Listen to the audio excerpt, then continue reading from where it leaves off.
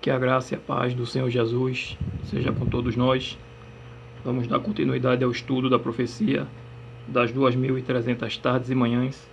Como já estudamos no vídeo anterior, ficamos sabendo um pouco do santuário terrestre, o que ele representava, e agora fica mais fácil para compreendermos essa profecia tão importante e relevante para nossos dias. O capítulo 8, no caso o estudo anterior, deixou uma pergunta. Daniel 8, no verso 14. Até 2.000, aliás, vem a pergunta e vem a afirmação, né? Até quando duraria a transgressão assoladora, né? A visão na qual o santuário ele é entregue e a verdade foi lançada por terra. Então no verso 14 de Daniel 8 temos a resposta. Até 2.300 tardes e manhãs e o santuário será purificado, ou em outras traduções, restaurado. A profecia das 2.300 tardes e manhãs é a profecia mais longa na Bíblia e chega até nossos dias. É de fundamental importância para a nossa vida espiritual compreendermos essa profecia. E a chave para entendermos como ela se cumpriu ou irá se cumprir está no capítulo 9 de Daniel. Dentro dessa profecia há uma outra profecia, a das 70 semanas. E nessa profecia das 70 semanas é de onde tiraram a ideia de um anticristo, que faria um pacto de 7 anos com a humanidade. Só que nada tem a ver a profecia com isso. A profecia das 70 semanas, incluindo esses 7 anos, se trata de Jesus, o ungido. Vamos compreender melhor agora, esmiuçando período por período e verso por verso. Daniel 9, dos versos 1 ao 3, é dito o seguinte: No primeiro ano de Dario, filho de Assuero, da linhagem dos Medos, o qual foi constituído rei sobre o reino dos caldeus, no primeiro ano do seu reinado, eu, Daniel, entendi pelos livros que o número de anos de que falara o Senhor Jeová ao profeta Jeremias, que haviam de durar as assolações de Jerusalém, era de 70 anos. Voltei o rosto ao Senhor Jeová Deus, para o buscar com oração e súplicas, com jejum, pano de saco e cinza. Já havia passado 66 a 68 anos desde que Daniel e seu povo havia sido levado cativo para a Babilônia. O cativeiro babilônico havia acabado, mas eles ainda estavam sob território babilônico e próximo de se cumprir os 70 anos para que Deus movesse a Dario para que libertasse o povo, autorizasse o povo a voltar para Jerusalém. Como bem relata lá em Jeremias, que vamos ler agora, no capítulo 29 e no verso 10. Jeremias 29, verso 10 é dito o seguinte: Assim diz o Senhor Jeová, logo que se cumprirem para a Babilônia 70 anos, atentarei para vós outros e cumprirei para convosco a minha boa palavra, tornando a trazer-vos para este lugar, ou seja, de volta para Jerusalém. O tempo estava prestes a se cumprir, e esse foi o motivo da oração de Daniel. E ele, profeta de Deus, um homem já de idade avançada e atarefado ainda, conseguiu encontrar tempo para Deus, não apenas orando 3 vezes ao dia, mas também estudando as Escrituras. E foi no estudo da palavra de Deus que ele compreendeu que o tempo do exílio estava findando. E Daniel compreendia a importância do santuário terrestre na vida de seu povo. Em Daniel 9 é relatada a oração, a súplica de Daniel. Vamos ler aqui apenas 2 versos de Daniel 9. Daniel 9, do verso 17 e o verso 18. Agora, pois, ó Deus nosso, ouve a oração do teu servo e as suas súplicas, e sobre o teu santuário assolado faze resplandecer o rosto, por amor do Senhor. Inclina, ó Deus meu, os ouvidos e ouve. Abre os olhos e olha para a nossa desolação e para a cidade que é chamada pelo teu nome, porque não lançamos as nossas súplicas perante a tua face, fiado em nossas justiças, mas em tuas muitas misericórdias. Daniel roga a Deus que tenha misericórdia de seu povo, que olhe para a desolação de Jerusalém e lança suas súplicas fiadas na graça divina. Aqui, muito provavelmente, Daniel pensava que a profecia das 2.300 tardes e manhãs se referia ao santuário terrestre e à cidade de Jerusalém. Daniel 9, no verso 21, nos diz o seguinte: falava ainda na oração, quando o homem Gabriel, que eu tinha observado na minha visão ao princípio, veio rapidamente voando e me tocou a hora do sacrifício da tarde.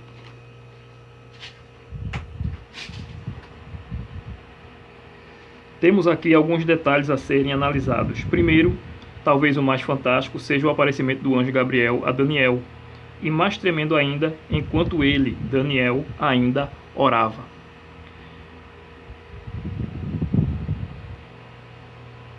Já pensou, você orando e aparecer um anjo de Deus a você? Isso me faz lembrar também o Salmo 91. Um outro detalhe é que a Bíblia não tinha capítulos, era um rolo.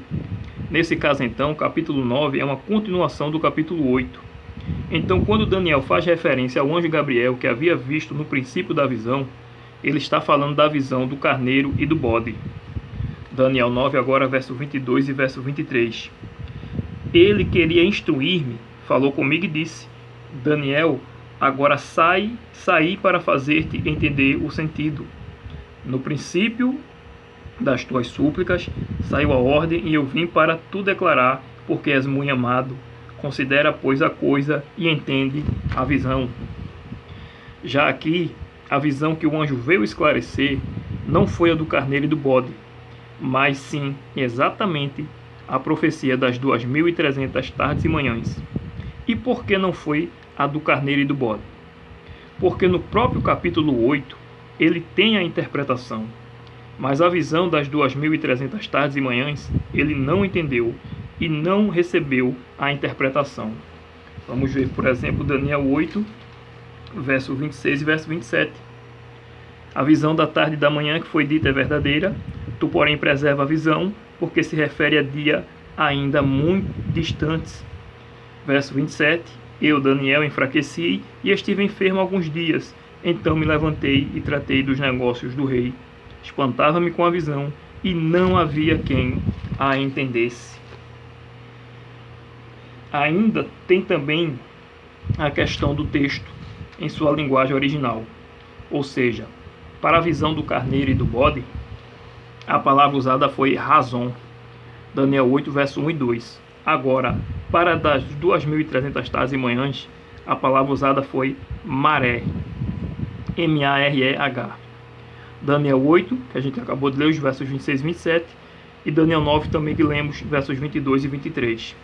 O anjo Gabriel, então, veio explicar a visão.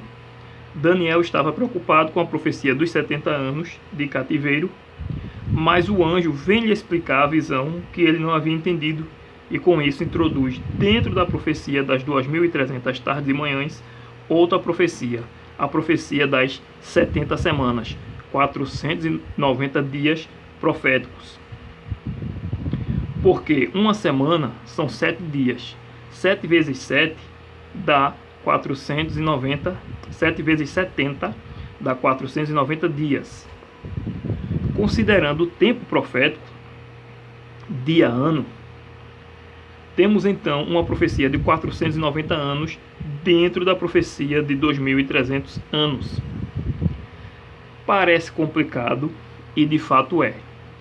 Por isso a necessidade de passar tempo estudando a profecia. Jesus, quando ensinava por parábolas, e disse aos discípulos: a vós é dado conhecer o reino dos céus, ou o segredo do reino dos céus, não é porque Jesus queria ensinar a uns e a outros não. É porque os seguidores de Cristo iam até ele buscar a explicação das parábolas. Jesus se agrada disso, quando o pecador vai até ele para ter o conhecimento. Já os outros não. Eles sabiam que as parábolas falavam deles, por isso maquinavam entre si como fariam para matar Jesus. Eles não queriam se arrepender. Outra prova disso é que os hipócritas queriam um sinal poderoso de Jesus. E Jesus lhes disse: nenhum sinal vos será dado, senão do profeta Jonas. Em outras palavras, estude as Escrituras. O anjo, então, voltando a Daniel 9, passa a explicar a visão e qual o período que daria início à contagem profética dos 2000 e das 2.300 tardes e manhãs e das 70 semanas, ou seja, 2.300 anos proféticos e 490 anos proféticos. Daniel 9, no verso 24, é dito: 70 semanas estão determinadas sobre o teu povo e sobre a tua santa cidade, para fazer cessar a transgressão, para dar fim aos pecados, para expiar a iniquidade, para trazer a justiça eterna, para selar a visão e a profecia e para ungir o santo dos santos. Aqui o anjo já introduz as 70 semanas, 490 anos. Vamos detalhar aqui 6 propósitos da visão que se referem diretamente à vida e obra do Senhor Jesus aqui na terra. Primeiro, cessar a transgressão.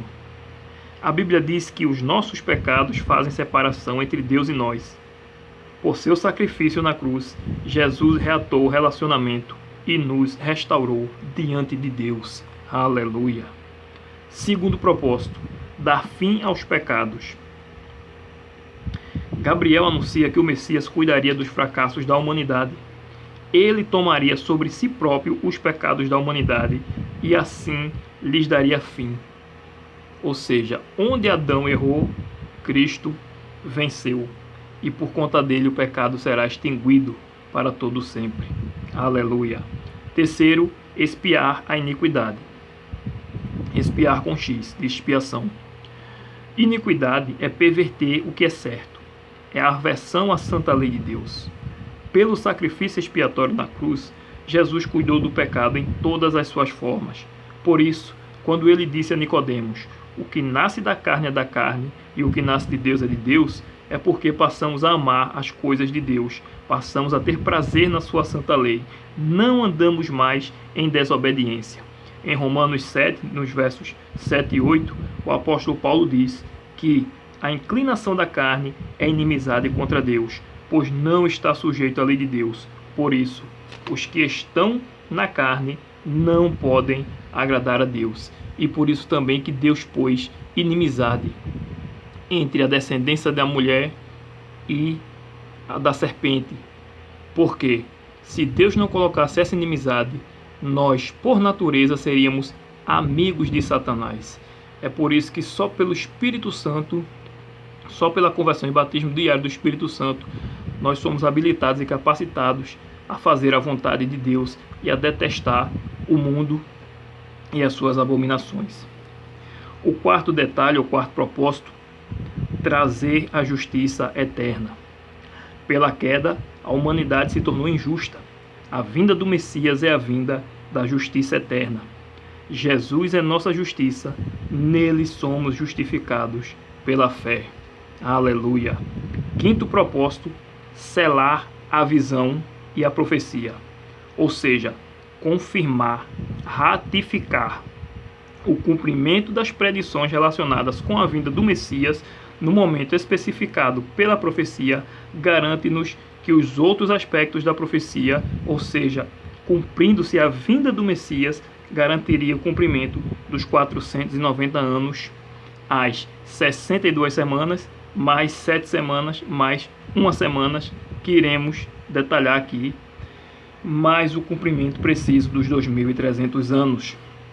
E o sexto propósito, ungir o Santo dos Santos. Os templos eram ungidos para inaugurar os serviços, os templos terrestres. Êxodo 40, verso 9. A unção, nesse verso de Daniel 9:24, aponta para a unção do santuário celestial. Essa expressão Santo dos Santos não é em referência ao lugar santíssimo, mas a todo o santuário, ou seja, aquilo que é mais sagrado no universo. Qual o lugar mais sagrado hoje no universo? O santuário celestial. E não apenas seria o lugar santíssimo ungido, mas todo o santuário. Então essa expressão Santo dos Santos é para se referir ao lugar mais santo de todo o universo, que é o santuário celestial. Na presença do Pai e a inauguração do ministério sacerdotal de Jesus no céu é que a Assunção se refere, que no caso ocorreu 50 dias após a sua ressurreição. Hebreus 9, no verso 21. A profecia diz que na última semana das 70 semanas, o santuário celestial deveria ser ungido antes de Jesus iniciar ali o seu ministério sacerdotal. Daniel 9, 24. Vamos dar mais detalhes nos versos seguintes.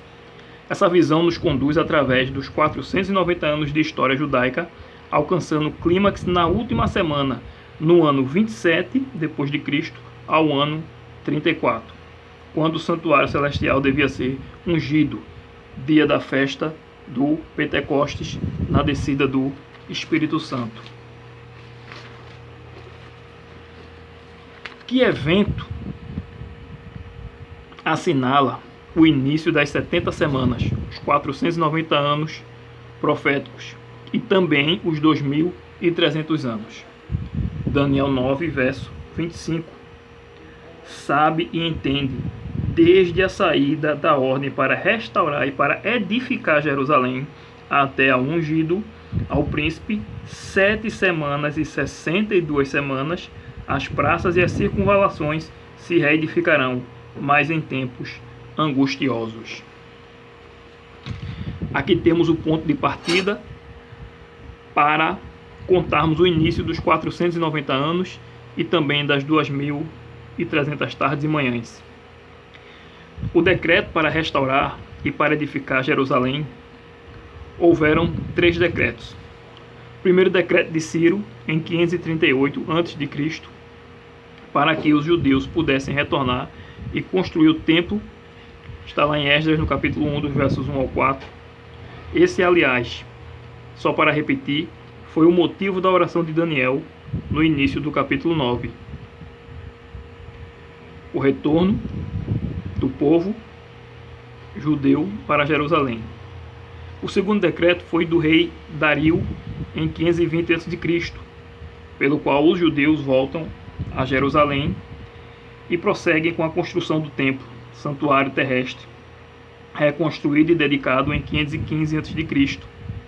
Esdras 6, versos 1 ao 12, relata: mas o anjo não disse que o início da contagem seria com algum desses decretos, mas com o decreto da reconstrução da cidade de Jerusalém, da edificação da cidade, que só veio com o decreto de Artaxerxes em 457 a.C. Mediante esse decreto, Jerusalém é edificada e os judeus recebem novamente autonomia nacional. Esdras 7, verso 14, e Esdras 7, verso 1 ao 26, com ênfase nos versos 25 e no verso 26.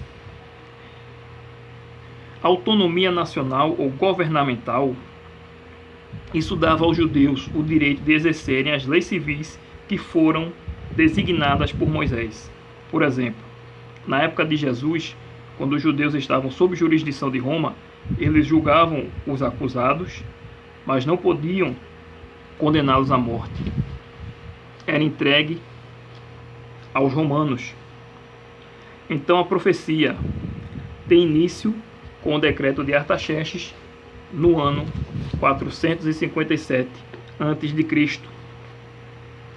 É interessante também dizer que a palavra Messias é uma palavra hebraica que em grego é traduzida por Cristo e em português por ungido. Então, sempre que você vê na Bíblia a palavra Messias ou Cristo, significa ungido, ungido de Deus. E o que aconteceria depois do decreto, além do início da contagem profética? O que aconteceria na história judaica? Vamos ler novamente Daniel 9, no verso 25. Sabe e entende, desde a saída da ordem para restaurar e para edificar Jerusalém, até ao ungido, ao príncipe, 7 semanas e 62 semanas. As praças e as vizinhanças se reedificarão, mas em tempos angustiosos.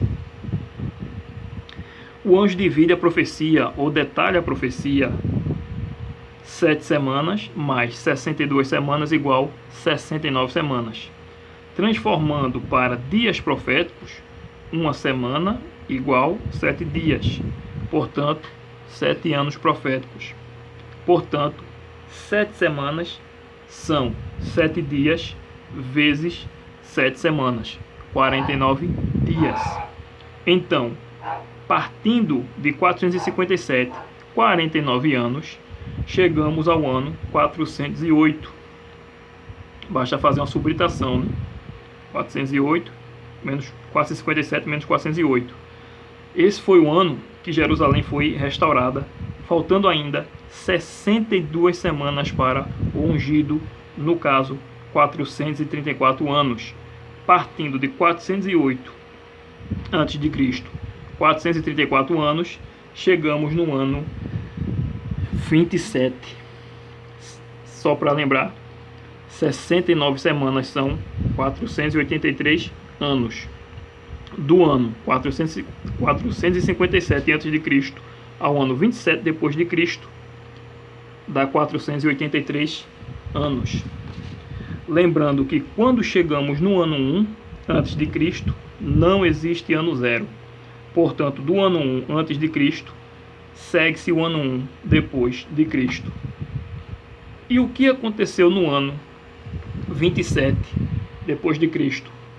Já que a profecia aponta 7 semanas, mais 62 semanas, mais 7 semanas, mais 62 semanas, e depois mais uma semana. Depois das 7 semanas, no ano 408, Jerusalém é restaurada.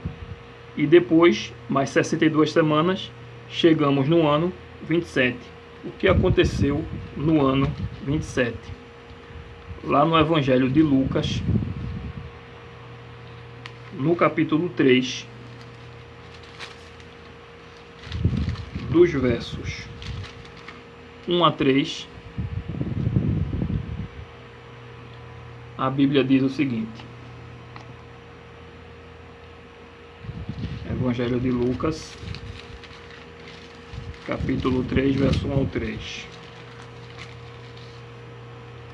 No 15º ano do reinado de Tibério César, 15º ano do reinado de Tibério César, sendo Pôncio Pilatos governador da Judéia, Herodes tetrarca da Galiléia, seu irmão Filipe tetrarca da região da Itureia, e Traconites e Lissânias tetrarca de Abilene. Sendo sumos sacerdotes Anás e Caifás, veio a palavra de Deus a João, filho de Zacarias, no deserto. Ele percorreu toda a vizinhança do Jordão, pregando batismo de arrependimento para a remissão de pecados. A Bíblia diz que, no 15º ano do reinado de Tibério César, João Batista pregava e batizava. E, de acordo com os registros históricos, esse ano, 15º ano do reinado de Tibério César, é o ano 27. E foi nesse ano 27 que Jesus foi batizado, cumprindo assim a profecia das 60 semanas. 7 semanas mais 62 semanas. Vamos ver o relato aqui no capítulo 3 de Lucas, verso 21 e verso 22. E aconteceu que, ao ser todo o povo batizado, também o foi Jesus, e estando ele a orar, o céu se abriu, e o Espírito Santo desceu sobre ele em forma corpórea como pomba, e ouviu-se uma voz do céu: Tu és o meu filho amado, em ti me comprazo. João Batista disse no Evangelho de João: eu vi o Espírito descer do céu. Sobre ele vi e testifico. Ele é o Filho de Deus. João 1, versos 32 ao 34. E em João 1, 29, eis o Cordeiro de Deus que tira o pecado do mundo. Aleluia! Por isso também João Batista pregava: arrependei-vos, pois está próximo o reino de Deus. Por isso Jesus disse: o tempo está cumprido e o reino de Deus está próximo. Marcos 1, verso 14. E o apóstolo Paulo também disse: vindo a plenitude dos tempos, Deus enviou o seu Filho. Gálatas 4, verso 4. De que tempo João Batista, o Senhor Jesus e o apóstolo Paulo se referiram? Com certeza as 69 semanas proféticas e que se cumpriram no batismo de Jesus. E havia chegado então a última semana das 70. Ou seja, os últimos 7 anos que a nação de Israel tinha para verdadeiramente se arrepender. Lembrando também do que o anjo disse em Daniel 9:24, para selar a visão, ou seja, para confirmar. A profecia foi cortada do tempo profético dos 2300 anos, detalhe por detalhe, para que todo aquele que estudasse ou estudar a profecia não fosse confundido. Por isso também que Jesus disse: a lei e os profetas até João, desde agora é anunciado o reino de Deus. Lucas 16, verso 16, diz o seguinte: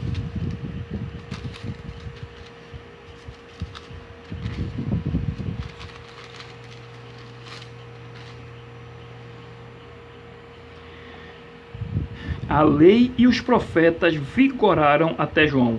Desde esse tempo vem sendo anunciado o evangelho do reino de Deus, e todo homem se esforça por entrar nele.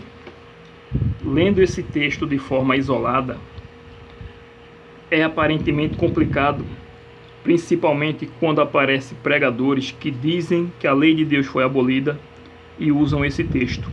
A lei e os profetas vigoraram até João. Desde esse tempo vem sendo anunciado o evangelho no reino de Deus.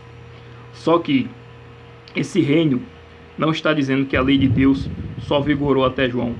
Quando a Bíblia fala a lei e os profetas, ela fala do Pentateuco, os 5 primeiros livros, e os profetas, né? Só que Jesus aqui ele está fazendo o quê? Ele está dando testemunho dele e de João, falando das profecias que anunciavam a chegada do Messias, e que a partir dali é anunciado o reino de Deus. Ainda tem um erro aqui de tradução, porque no original estaria escrito a lei e os profetas, como eu li antes, até João. Não existe esse vigoraram. Isso foi acrescentado. O tradutor achou que era para a lei vigorar apenas até João e acrescentou. Só que se fosse assim, como explicar o verso seguinte? No verso 17, Jesus diz: é mais fácil passar o céu e a terra do que cair um tio sequer da lei. Então, obviamente, que não existe a questão da lei vigorar apenas até João. O correto aqui da tradução seria a lei e os profetas até João, ou a lei e os profetas profetizaram até João. Agora, profetizaram de quem? Do Messias e daquele que clama no deserto. E é mais fácil entender quando a gente vê o texto paralelo que está lá em Mateus, no capítulo 11, falando exatamente do mesmo assunto. Mateus 11, verso 13 e verso 14.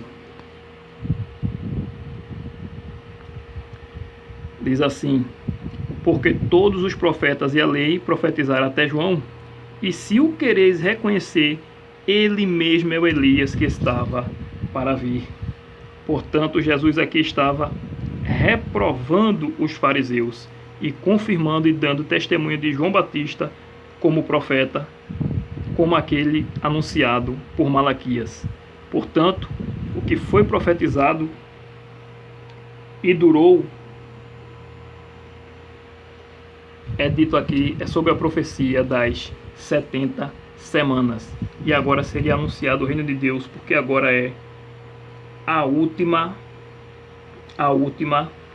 semana para que o povo de Deus, como nação, Israel, se arrependesse. Lá no Evangelho de João, também no capítulo 8,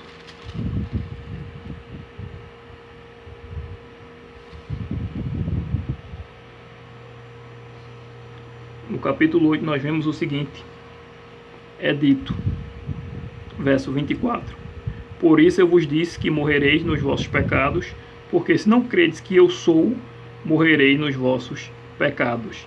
E no verso 31 é dito: disse, pois, Jesus aos judeus que haviam crido nele: se vós permanecerdes na minha palavra, sois verdadeiramente meus discípulos, e conhecereis a verdade, e a verdade vos libertará. Então, aqueles que identificaram Jesus como Messias e creram, eles foram libertos. Contudo, faltava exatamente a última semana, ou seja, 7 anos. E o que aconteceria nesse tempo? Voltando para Daniel, no capítulo 9, é dito nos versos 26 e 27.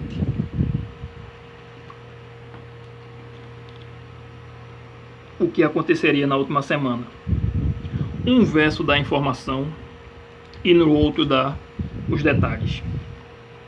Depois das 62 semanas, será morto o ungido e não estará, e o povo de um príncipe que há de vir destruirá a cidade e o santuário, e o seu fim será num dilúvio, e até ao fim haverá guerra, desolações são determinadas. Ou seja, o que vai acontecer depois das 62 semanas?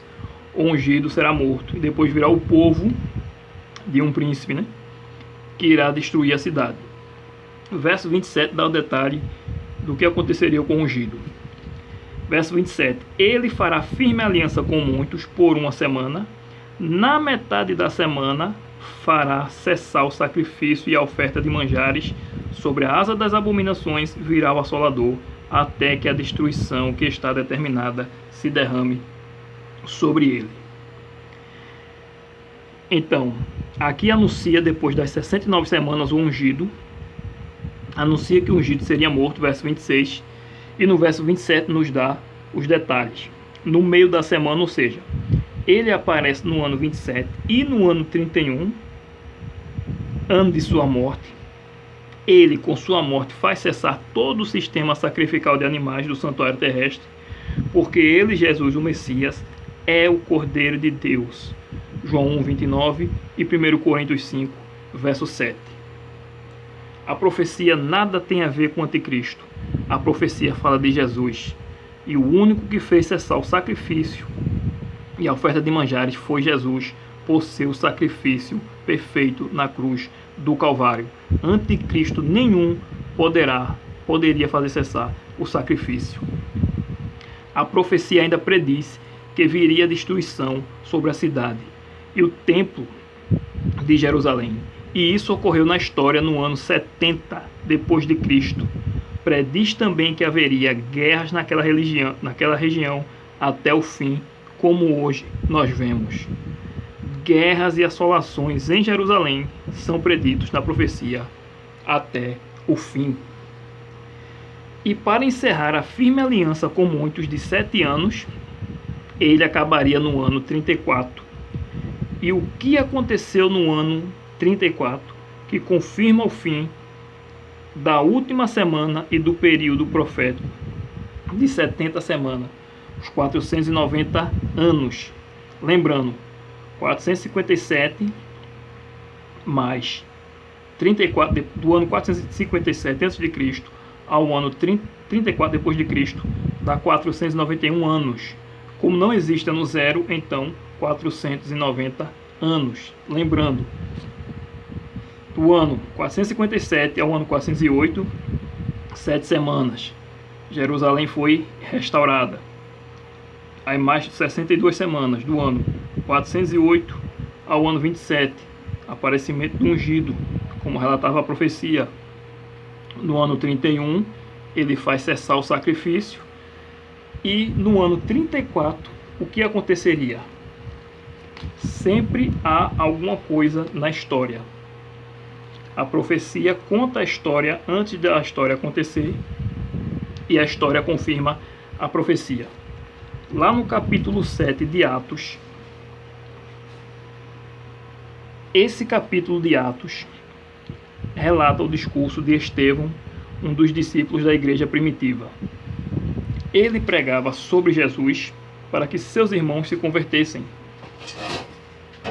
A Bíblia diz que as pessoas olhavam para Estevão e viam o rosto dele como o rosto de anjo. Isso está relatado em Atos, no capítulo 6 e no verso 15. Só que ao invés de se converterem, eles se enfureceram contra Estevão. Diz no finalzinho do capítulo 6, por exemplo, verso 15, diz que eles viram seu rosto como rosto de anjo. Diz que ele era um homem também, no verso 8 do capítulo 6, cheio de graça e poder, e fazia prodígios e grandes sinais entre o povo. Mas a Bíblia diz que os judeus rangiam os dentes de ódio e gritavam e tapavam os ouvidos para não ouvi-los. Atos 7, versos 54 ao 60. Ouvindo eles isto, enfureciam-se no seu coração e rangiam os dentes contra ele. Mas Estevão, cheio do Espírito Santo, fitou os olhos no céu e viu a glória de Deus e Jesus que estava à sua direita. Amém. E disse: Eis que vejo os céus abertos e o Filho do Homem em pé à destra de Deus. Eles, porém, clamando em alta voz, taparam os ouvidos e unânimes arremeteram contra ele, e lançando-o fora da cidade, o apedrejaram. As testemunhas deixaram suas vestes aos pés de um jovem chamado Saulo, e apedrejaram Estevão, que invocava e dizia: Senhor Jesus, recebe o meu espírito.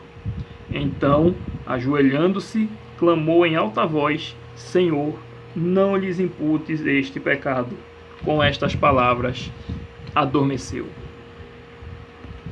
O fato de Estevão ter visto os céus abertos denota claramente a reprovação de Deus pelo povo judeu. Isso ocorreu no ano 34 e assinalou o fim dos 490 anos e o tempo de oportunidade de Israel como povo escolhido. Mas lá em Romanos 11, diz o seguinte: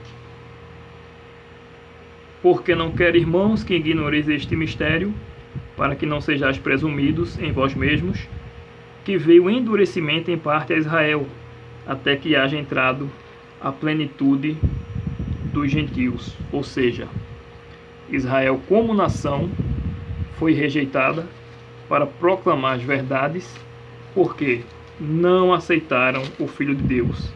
Mas todo aquele que aceita Jesus, israelita ou não, ele tem a salvação, porque Deus, como diz lá em João no capítulo 3, verso 16, porque Deus amou o mundo de tal maneira que deu seu Filho unigênito, para que todo que nele crê não pereça, mas tenha a vida eterna.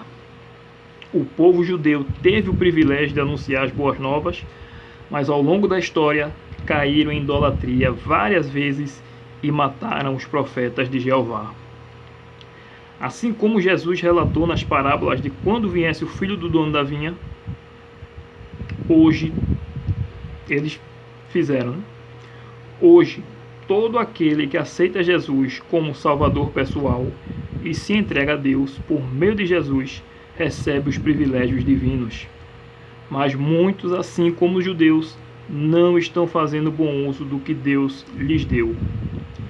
Irrefutavelmente a profecia se cumpriu. Ninguém pode negar.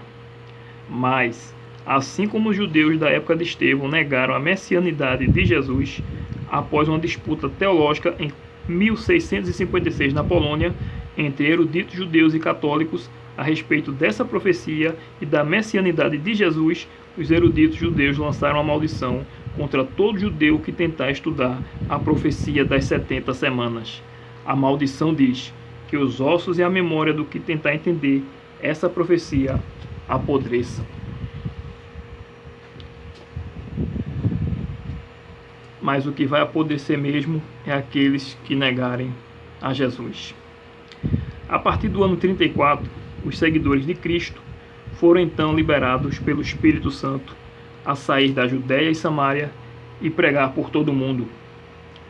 Pois bem, cumprida a profecia dos 490 anos, restava ainda a profecia de tempo maior, 2.300 anos. E de 490 para 2.300, falta, portanto, 1.810 anos. Pegando, portanto, do ano 34 de nossa era, ano do apedrejamento de Estevão, fazendo uma simples conta, viajando 1.810 anos no tempo, chegamos ao ano 1844. E o que aconteceu no calendário profético nesse ano de 1844, que assinala a purificação do santuário celestial, relatado em Daniel 8,14? Fazendo um paralelo entre o 10º dia do 7º mês no calendário judaico, dia em que acontecia a expiação em Israel, Levítico 16, verso 29, 10 de Tishri, 7º mês, em paralelo com o nosso calendário gregoriano, chegamos ao dia 22 de outubro de 1844. E o que ocorreu nesse dia? Dois acontecimentos ocorreram. Um na terra e um no céu. Na terra, milhares de cristãos no movimento que ficou conhecido como Movimento Millerita, porque um fazendeiro chamado Guilherme Miller, daí o nome Millerita, sendo um dos principais líderes desse reavivamento espiritual, estudaram as profecias de Daniel e pensavam que a profecia de Daniel 8,14 se tratava da volta de Jesus. Eles pregaram com amor essa mensagem. Chegou o dia esperado, 22 de outubro de 1844, mas Jesus Cristo não veio. Esse acontecimento ficou conhecido como o grande desapontamento. Foi de fato uma amarga decepção, mas essa decepção já estava profetizada na Bíblia. Apocalipse, no capítulo 10,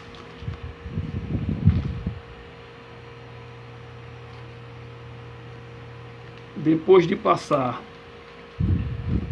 pelo livro aberto, no capítulo 4, 5 e 6, João tem a visão dessa vez do livrinho aberto. O contexto de Apocalipse 10 é exatamente os 7 trovões e o livrinho aberto. Esse mesmo livrinho aberto de Apocalipse 10 é o mesmo livro selado de Daniel 12. É a parte selada da profecia de Daniel que se referiam ao tempo do fim. Em Daniel, temos a informação que o livro seria aberto, ou seja, entendido após o período de um tempo, 2 tempos e metade de um tempo, ou seja, 42 meses proféticos de 1260 anos, após a supremacia do chifre pequeno, Daniel 12, verso 4 e verso 7. Essa profecia que já estudamos aqui também. Chegando em Apocalipse 10, no verso 8 é dito: a voz que ouvi vinda do céu estava de novo falando comigo e dizendo: vai e toma o livro que se acha aberto na mão do anjo, em pé sobre o mar e sobre a terra. Isso está relatado no verso 2 de Apocalipse 10. Verso 9: fui, pois, ao anjo, dizendo-lhe que me desse o livrinho. Ele então me falou: toma-o e devora-o. Certamente ele será amargo ao teu estômago, mas na tua boca doce como mel. Verso 10: tomei o livrinho da mão do anjo e o devorei. Na minha boca era doce como mel. Quando, porém, o comi, o meu estômago ficou amargo. Portanto, simbolizando o desapontamento, ou melhor, profetizando o desapontamento milerita no início do tempo do fim, O estudo das profecias se tornaram doces na vida do verdadeiro cristão e se tornou amargo porque Jesus não voltou. Com isso, o grupo milerita foi dividido em ao menos 3 classes de pessoas. Uma classe de pessoas abandonaram a fé, outras voltaram às suas igrejas de origem e a outra classe de pessoas continuaram fazendo o que é certo, se mantiveram firmes na fé e prosseguiram estudando as profecias para saber onde erraram, porque a profecia estava certa, mas eles erraram qual seria o evento, ou seja, o que seria essa purificação do santuário. Daí surge a ordem divina. Apocalipse 10, verso 11. Então me disseram, é necessário que ainda profetizes a respeito de muitos povos, nações, línguas e reis. Aleluia! Daí então surge um movimento profético do qual fazemos parte. Igreja Adventista do Sétimo Dia. O nome. Por que esse nome, Igreja Adventista do Sétimo Dia? Advento, vem do advento do Senhor Jesus. Sétimo dia, mostrando ao mundo que a lei de Deus está em vigor, inclusive o mandamento que requer a observância do sétimo dia. Mas qual foi o outro evento que aconteceu em 22 de outubro de 1844? Exatamente a purificação do santuário celestial. Cristo entrou no lugar santíssimo do santuário celestial e inaugurou o serviço sumo sacerdotal, e hoje vivemos no grande dia da expiação. Falando do grande desapontamento, um dos pioneiros do movimento milerita, Irã Edson, saiu para visitar os irmãos para lhes fortalecer a fé no dia seguinte, ao dia 22, e para evitar o escárnio e a zombaria, ele evitou as ruas de sua comunidade e passou então por dentro de um milharal. Quando então ele teve a visão, Jesus entrando no segundo compartimento do santuário celestial, ou seja, no lugar santíssimo. Daniel 7, verso 13. Então eles compreenderam do que se tratava o evento e entenderam que a passagem de Apocalipse 10 se referia a eles, e entenderam perfeitamente a ordem. É necessário que ainda profetizes a muitos povos, línguas e reis. Ainda não era o fim, mas o início do tempo do fim. E o interessante é que a ordem dada é profetizar. Profetizar a vinda de Jesus, o iminente juízo de Deus e os eventos finais que antecedem o reino de Deus. Hoje vivemos no grande dia da expiação. O movimento adventista do sétimo dia nasce no calendário profético. Nada na Bíblia por acaso. Deus está no controle da história e a conduz para um final feliz e glorioso.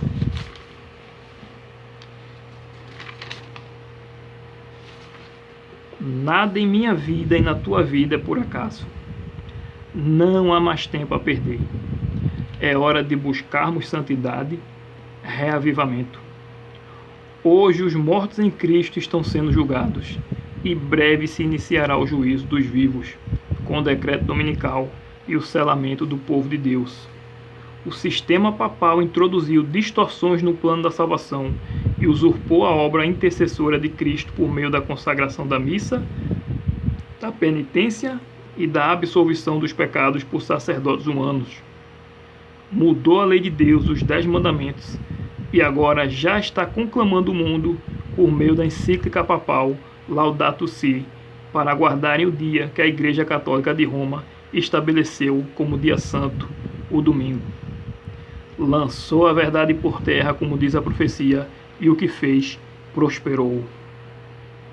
Deus levantou um povo para restaurar as verdades que foram lançadas por terra pelo chifre pequeno, e hoje o Senhor Jesus pergunta: quem irá por nós? Quem irá pregar essa verdade? Quem se levantará e combaterá contra a besta do mar, de Apocalipse 13 e sua abominação desoladora, a marca da besta, a marca de sua autoridade no mundo, o domingo? Quem dirá: eis-me aqui, Senhor Jesus, envia-me a mim? Lembrem-se das palavras do nosso Senhor Jesus Cristo. Já não haverá demora. Aleluia. Apocalipse 10, verso 6. E lembre-se também que os vencedores da marca da besta são os que guardam os mandamentos de Deus e a fé em Jesus. Apocalipse 14, verso 12. E no próximo vídeo, agora que já sabemos que o julgamento de Deus está em andamento no santuário celestial, já sabemos que Deus tem uma igreja aqui na terra visível, e já sabemos que muitos ainda estão em Babilônia e precisam sair. Vamos entender no próximo vídeo o que é essa marca da besta. Que a paz do Senhor Jesus seja com todos nós. Amém.